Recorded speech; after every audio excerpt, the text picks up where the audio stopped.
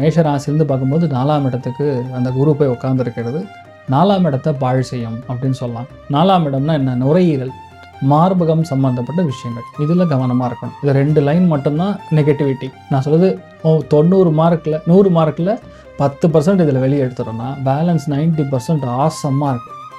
ஏன்னா 4ஆம் இடம் அப்படிங்கிறது வெறும் கெட்டதை மட்டும் பண்ணாது. திரிகோணத்தில் உட்காந்துருக்கக்கூடிய சனி என்ன பண்ணுவோன்னா வேலை, உத்தியோகம், தொழிலில் வந்து மேஷத்துலேருந்து விரயம்னு சொல்லக்கூடிய 12ஆம் இடத்துல சனிக்கு குரு பார்வை இருக்குது, which is very very obvious. அப்படி இருந்துன்னா என்ன அர்த்தம்னா, இவ்வளோ நாள் 7.5 சனியில் படாத பாடுபட்டுருக்கேன், காலை ஆங்கிள் ட்விஸ்ட் ஆயிடுச்சு, கீழே விடுங்க, இன்வெஸ்ட்மெண்ட்டில் லாஸ் ஆச்சுன்னு சொல்லக்கூடிய நிலைமைகளில் அது வேற ஒரு மூலியமாக கிளியர் ஆகக்கூடிய வாய்ப்புகள், ஹெல்த்தில் நல்ல முன்னேற்றத்தை கொடுக்கக்கூடிய வாய்ப்புகள், தொழில் புது தொழிலுக்கு போகக்கூடிய வாய்ப்புகள், புது வேலைக்கு இவங்க விண்ணப்பிச்சிருக்காங்கன்னா அம்மாவாகட்டும், தாய்மார்கள், வீட்டில் பெரியவங்க, நான் சொல்கிறது பெரியம்மா, சித்தி, இந்த மாதிரி இருக்கிறவங்களுக்குலாம் ரொம்ப பெரிய அதிர்ஷ்டம். நிறையா தேசாந்திரம் போவாங்க, நிறையா புண்ணிய க்ஷேத்திரங்களுக்கு போகக்கூடிய வாய்ப்புகள். அதாவது காசி, கயா, ராமேஸ்வரம், பத்ரிநாத், கேதார்நாத், இந்த மாதிரி இடங்களுக்கெல்லாம் போயிட்டு வரக்கூடிய திவ்ய தேசங்கள், இதுக்கெல்லாம் போயிட்டு வரக்கூடிய வாய்ப்புகள் இந்த மூத்த பெண்கள், மெயினாக அவங்க அம்மா போவாங்க. அந்த மாதிரி இருக்கக்கூடிய ஒரு நிலைமைகள் எல்லாமே பொதுவாக ஏற்படும். அதில் மெயினாக வந்து பெண்கள் அப்படின்னு ஸ்பெசிஃபிக்காக எடுத்துக்கிட்டோன்னா, இந்த சனியின் பார்வை சுக்கிரனில் உட்கார்ந்துருக்கிறதுனால எந்த இடத்துல வந்து சி இருக்கோ, ஓஷன் இருக்கோ, அந்த இடத்துல உங்களுக்கு சீட்டு கிடைக்கும். அங்கே தான் மோஸ்ட்லி போய் செட்டில் ஆகக்கூடிய வாய்ப்புகள். மும்பையில், வெஸ்ட் பெங்காலில், அந்த மாதிரி இடங்களில் செட்டில் ஆகக்கூடிய ஏகப்பட்ட பேர் சிவில் சர்வீஸில் கிளியர் பண்ணுவாங்க. மேஷத்தில் பிறந்தவங்க 85% சிவில் சர்வீஸில் கிளியர் பண்ணுவாங்க. அதனால் தைரியமாக இருக்கலாம். செம்ம டைம் இப்போ ஓடிட்டுருக்கு. அவங்க பிளான் பண்ணது எல்லாமே. மெயினான பரிகாரம்னு சொன்னால், மேஷராசி நண்பர்களுக்கு இருக்கிற கர்மாக்கள், இருக்கிற நெகட்டிவிட்டி அழியணும் அப்படின்னா பக்கத்தில் இருக்கக்கூடிய ஜீவ நதிகள்னு சொல்லுவோம். இப்போது கிருஷ்ணா நதி, காவேரி நதி, நேத்ராவதி, இந்த மாதிரி நதிகளில் நீராடுவது, பக்கத்தில் இருக்கக்கூடிய குருமார்களுடைய சன்னிதானத்துக்கு சென்று வழிபாடு செய்வது.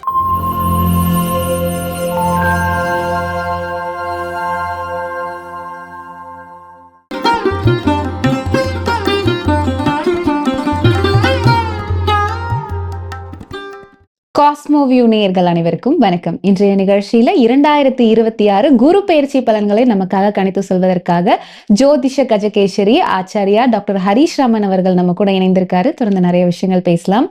சார் வணக்கம். பிரத்திகல்பிதகல்போயம் பிரத்யர்த்தி கஜகேசரி வியாச தீர்த்த குருர் பூயா தஸ்மதிஷ்டார்த்த சித்தகே. 2026 குரு பயிற்சி 12 ராசிக்காரர்களுக்கும் என்ன மாதிரியான மாற்றங்களை கொடுக்க போகுது அப்படின்னு பார்க்கலாம். முதல் ராசியான மேஷ ராசிக்காரர்களுக்கு இந்த குரு பயிற்சி எப்படி அமைய போகுது?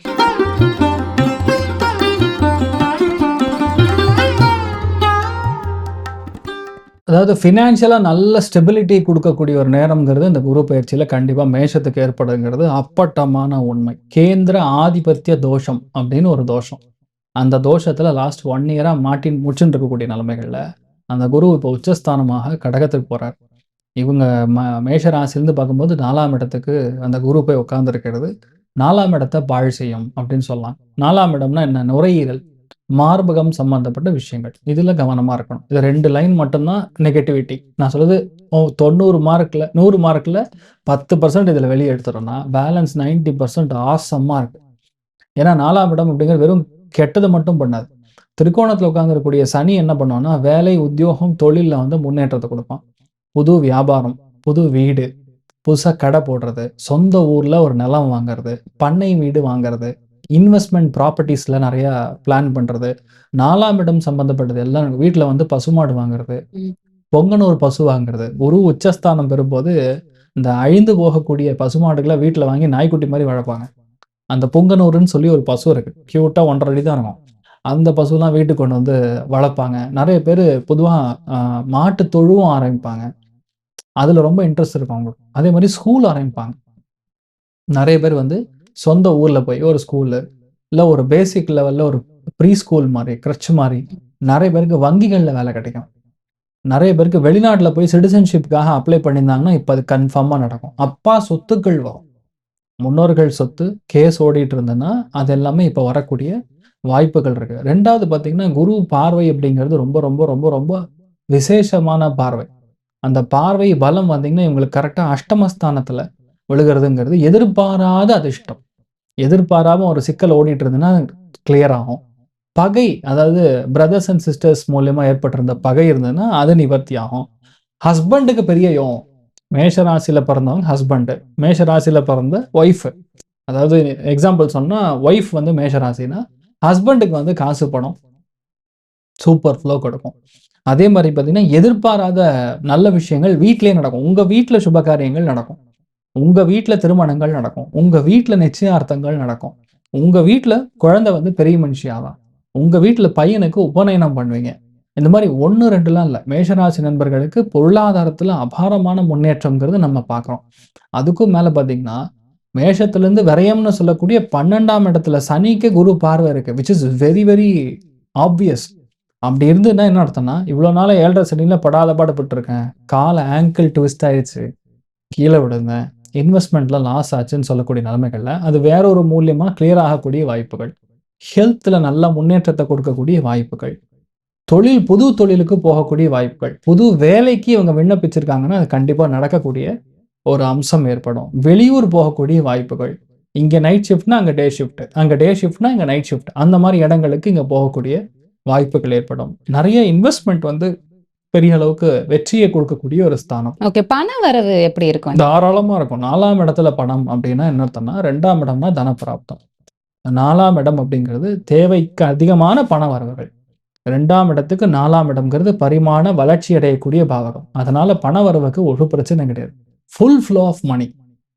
மெயினா மாணவ மாணவிகளுக்கு செம்மையான டைமிங். அவங்க நினைச்ச காலேஜில் சீட்டு, கவர்மெண்ட் சீட்டு. ஏன் அதை சொல்றேன்? சந்திரனுங்கிறது கவர்மெண்ட் எய்டட் இன்ஸ்டிடியூஷன்ஸ், அதாவது டீம்டு யூனிவர்சிட்டிஸ் அப்படின்னு சொல்லுவாங்கல்ல, அது எல்லாமே சந்திரனுக்குரிய ஸ்தானத்தில் வரும். அங்கே குரு வந்து திரிகோணத்தில் சனி உட்காரும்போது கொஞ்சம் தூரமாக போய் படிப்பாங்க. ஸோ அந்த பேரண்ட்ஸ் இருக்கிற ஊருக்கும் இவங்க படிக்கிற ஊருக்கும் கொஞ்சம் டிஸ்டன்ஸ் இருக்கும். பெரிய பணம் கொடுத்து நம்ம வந்து சேர்க்குற மாதிரி வராது, ஈஸியாக வந்து நம்ம உள்ளே போய் முடிக்கிற மாதிரி வரும். இதெல்லாம் வந்து மேஷத்துக்கு ஒரு க்ளோரியஸ் ஃபார்ம்னு சொல்லலாம். ஓகே, இப்போ ஆல்ரெடி வந்து சுபகாரியங்கள் வீட்டில் நடக்கும் நீங்க சொல்லியிருந்தீங்க. 2வது திருமணத்திற்காக காத்துட்டு இருக்கவங்களுக்கு இந்த வருடம் கை கூடும். மேஷராசி நண்பர்கள் இப்போதைக்கு வெளியூர்லேருந்து பையன் வருவான். நீங்கள் லோக்கலில் பார்க்குறதோட வெளியூர்லேருந்து. இன்னொன்று நட்பை திருமணம் பண்ணக்கூடிய வாய்ப்புகள், அது வந்து உங்களுக்கு பெரிய ஒரு ஏற்றத்தை கொடுக்கும். ஸோ 2ஆம் திருமணம் அப்படிங்கிற ஸ்தானத்தை பொறுத்த வரைக்கும் வரக்கூடிய செப்டம்பர் அக்டோபர் மாதம் அது சூடு பிடிக்கும். அது வரைக்கும் வந்து பேச்சுவார்த்தையில தான் அது இருக்குமே தவிர ஃபினிஷ் ஆகாது. அது அப்போ நடக்கும். திருமணங்கள் எல்லாமே செப்டம்பருக்கு அப்புறம் தான். செப்டம்பர் வரைக்கும் ப்ரிப்பரேட்டரி ஒர்க்ஸ் தான். ஓகே, ஸோ வீடு மனை யோகம் 200% நீங்கள் கன்ஃபார்ம் பண்ணிக்கலாம். ஆல்ரெடி இவங்க புக் பண்ணியிருப்பாங்க, லேண்ட் வாங்கியிருப்பாங்க. எனக்கு தெரிஞ்ச ஒரு 3-4 மாதத்துக்கு முன்னாடி இவங்கெல்லாம் லேண்டு கிரையம் பண்ணியிருப்பாங்க. இப்போ வீடு கட்டக்கூடிய நேரம். அக்டோபர் நவம்பருக்குள்ள கண்டிப்பாக அந்த உத்தராயண புண்ணிய காலம் முடிகிறக்குள்ள கண்டிப்பாக கிரகப்பிரவேசம் வச்சிருவாங்க. எல்லா விதமான சுபகாரியங்களும் கண்டிப்பாக உத்தராயண புண்ணிய காலத்தில் பண்ணணும். அதில் வந்து இவங்களுக்கு நடக்கக்கூடிய வாய்ப்புகள்ங்கிறது ரொம்ப அதிகம். குறிப்பாக பெண்களுக்கு எப்படி இருக்கு? மெயினாக வந்து கோச்சாரத்தின் பிரகாரம் மூத்த பெண்களுக்கு ஒரு பெரிய அதிர்ஷ்டம் உண்டு. மூத்த பெண்கள்லாம் நான் சொல்கிறது அம்மாவாகட்டும், தாய்மார்கள், வீட்டில் பெரியவங்க, நான் சொல்கிறது பெரியம்மா, சித்தி, இந்த மாதிரி இருக்கிறவங்களுக்குலாம் ரொம்ப பெரிய அதிர்ஷ்டம். நிறைய தேசாந்திரம் போவாங்க, நிறைய புண்ணிய கஷேத்திரங்களுக்கு போகக்கூடிய வாய்ப்புகள். அதாவது காசி, கயா, ராமேஸ்வரம், பத்ரிநாத், கேதார்நாத், இந்த மாதிரி இடங்களுக்கெல்லாம் போயிட்டு வரக்கூடிய திவ்ய தேசங்கள், இதுக்கெல்லாம் போயிட்டு வரக்கூடிய வாய்ப்புகள் இந்த மூத்த பெண்கள். மெயினாக அவங்க அம்மா போவாங்க. அந்த மாதிரி இருக்கக்கூடிய ஒரு நிலைமைகள் எல்லாமே பொதுவாக ஏற்படும். அதில் மெயினாக வந்து பெண்கள் அப்படின்னு ஸ்பெசிஃபிக்காக எடுத்துக்கிட்டோன்னா, இந்த சனியின் பார்வை சுக்கிரனில் உட்கார்ந்து இருக்கிறதுனால ஆண்களுடைய சப்போர்ட்டோட இந்த மேஷராசி நண்பர்களோட பெண்களுக்கு நல்லா இருக்கும். ஸ்பெசிஃபிக்காக நம்ம தனியாக ஏதாவது ஆரம்பிச்சோன்னா சிக்கல் வருவோம், அதாவது தெரியாம மாட்டிப்போம். அந்த மாதிரி விஷயங்கள் பொதுவாக ஏற்படும். ஸோ அந்த மாதிரி நேரங்கள்ல இப்போ பெண்கள் வந்து சுய தொழில் தொடங்குறேன்னு சொல்லிட்டு ஒரு பிசினஸ் ஸ்டார்ட் பண்றது அப்படிங்கிறது இந்த டைம்ல செப்டம்பருக்கு அப்புறம் நல்லா இருக்கும். செப்டம்பருக்கு அப்புறம் அதிசாரமாக குரு வந்து நவம்பர்ல சிம்மத்துக்கு போவார். அப்போ இவங்க எடுக்கக்கூடிய முடிவுகள் சுயமான முடிவுகள் எல்லாமே நல்லா இருக்கும். அது வரைக்கும் யாரோ ஒருத்தர் சப்போர்ட் கண்டிப்பாக இருக்கணும். இல்லைன்னா ஏமாற்றப்படுவாங்க, இல்லை பணம் போய் லாக் ஆகும். இவ்வளோ கஷ்டப்பட்டு உழைச்ச பணம் கொண்டு போய் நம்ம லாக் பண்ண மாட்டோம், நம்பி இன்னொரு பார்ட்னர்கிட்ட ஏமாறுற மாதிரி வரும். ஸோ அதனால இதில் வந்து முடிவுகள் கொஞ்சம் கவனமாக. காசு பணத்துக்கு பிரச்சனை கிடையாது, planning amazing, execution will be a problem. அதனால after September that's good. Okay, பார்ட்னர்ஷிப்ல பண்ணலாமா? தாராளமாக பண்ணலாம் ஆஃப்டர் செப்டம்பர். அது வரைக்கும் நம்ம பொறுமையாக இருக்கிறது தான் நல்லது. நம்ம எதிர்பார்க்குற ரிசல்ட் வராது. நீங்கள் இப்போ நீங்கள் உங்கள் மேலே என்ன நம்பிக்கை இருக்கோ அந்த நம்பிக்கை செப்டம்பருக்கு அப்புறம் வேற மாதிரி இருக்கும். இப்போ இருக்கிறதோட 10 டைம்ஸ் இன்க்ரீஸ் ஆகும், கான்ஃபிடென்ட்டா. அப்போ வந்து உங்களை நான் டெஸ்ட் பண்ணுறதுக்கு எனக்கு ஈஸியாக இருக்கும். அப்ப நீங்க எடுக்கிற முடிவுகள் கரெக்டா. ஓகே. ஸோ வெளியூர், மாநிலங்கள்ல படிப்புக்காக போறாங்க, இல்ல வேலைக்காக போறாங்க அப்படின்னா, இந்த டைம்ல அப்ளை பண்ணலாம். Super time. ஜூன்லேருந்து ஆரம்பிக்குது. இன்ஃபேக்ட் இன்னொரு 10 நாள்லேருந்தே அவங்க ஆரம்பிச்சிடலாம். அதனால வந்து இப்போ மாஸ்டர் ஸ்டடீஸ் எம்டிஎஸ் பண்றவங்க, ஐஐடி, ஜேஇஇ முடிச்சணும். அதில வெளிய கிடைக்குமா சீட்டு? கண்டிப்பா கிடைக்கும். கடலோர பிராந்தங்கள்ல கிடைக்கும். எந்த இடத்துல வந்து சமுத்திரம் இருக்கோ, எந்த இடத்துல வந்து இருக்கோ, ஓஷன் இருக்கோ, அந்த இடத்துல உங்களுக்கு சீட்டு கிடைக்கும். அங்க தான் மோஸ்ட்லி போய் செட்டில் ஆகக்கூடிய வாய்ப்புகள். மும்பைல, வெஸ்ட் பெங்கால்ல அந்த மாரி இடங்கள்ல செட்டில் ஆகக்கூடிய ஏகப்பட்ட பேர் சிவில் சர்வீஸ்ல கிளியர் பண்ணுவாங்க. மேஷத்துல பிறந்தவங்க 85% சிவில் சர்வீஸ்ல கிளியர் பண்ணுவாங்க. அதனால தைரியமா இருக்கலாம். செம்ம டைம் இப்போ ஓடிட்டு இருக்கு. அவங்க பிளான் பண்ணது எல்லாமே நல்லபடியா நடக்கும். வீட்ல பெரியவங்கள மட்டும் நல்லா மதிக்க கத்துக்கிட்டா போதும். அம்மா, அப்பா கால்ல விழுந்து நமஸ்காரம் பண்ணணும். அது எல்லா விதமான தோஷங்களையும் கிளியர் பண்ணும். அதுக்கப்புறம் ஃபேமிலி. ஃபர்ஸ்ட் உங்க அம்மா, அப்பா தான் இந்த காலகட்டங்களுக்கு முக்கியம் அப்படிங்கிறது புரிஞ்சுக்கக்கூடிய ஒரு நேரம். ஓகே. ஸோ குறிப்பா சொல்லணும்னா, எல்லாமே நல்லா இருக்குன்னு சொல்லியிருக்கீங்க மேஷத்துக்கு. எந்த விஷயத்துல கவனமா இருக்கணும்? ஒண்ணு ஹெல்த் சொல்லியிருந்தீங்க. அத தாண்டி வேற ஏதாவது? 2வதுமா இந்த டைம் பீரியட்ல அம்மாவுடைய ஹெல்த் கவனமா இருக்கணும். அதாவது குரு வந்து உச்சஸ்தானத்துல வரும்போது முதுகுல கட்டி வரலாம். இல்லைன்னா மார்பகத்துல சின்ன கட்டி வரலாம். நுரையீரல் பாதிக்கப்படலாம். இந்த 3 விஷயத்துல மட்டும் நீங்க கவனமா இருந்தா போதும். வேற பெருசா பாதிக்கிற மாரி ஒண்ணுமே கிடையாது. பிளான் பண்ணது பண்ண மாரி நடக்கும். நல்லா இருக்கு. ஸோ மேஷ ராசிக்காரர்களுக்கு எல்லாமே நல்லா இருக்குன்னு சொன்னீங்க. ஒரு 10% மட்டும் கவனமா இருக்கணும்னு சொல்லியிருக்கீங்க. ஸோ இவங்களுக்கு இந்த வருடத்திற்கான இந்த குரு பெயர்ச்சி ஆனதுக்கு அப்புறம் பரிகாரங்கள் அப்படி ஏதாவது பண்ணணுமா? மெயினான பரிகாரம்னு சொன்னா, மேஷராசி நண்பர்களுக்கு இருக்கிற கர்மாக்கள், இருக்கிற நெகட்டிவிட்டி அழியணும் அப்படின்னா, பக்கத்துல இருக்கக்கூடிய ஜீவ நதிகள்னு சொல்லுவோம். இப்போ கிருஷ்ணா நதி, காவேரி நதி, நேத்ராவதி இந்த மாரி நதிகள்ல நீராடுவது. பக்கத்துல இருக்கக்கூடிய குருமார்களுடைய சன்னிதானத்துக்கு சென்று வழிபாடு செய்வது.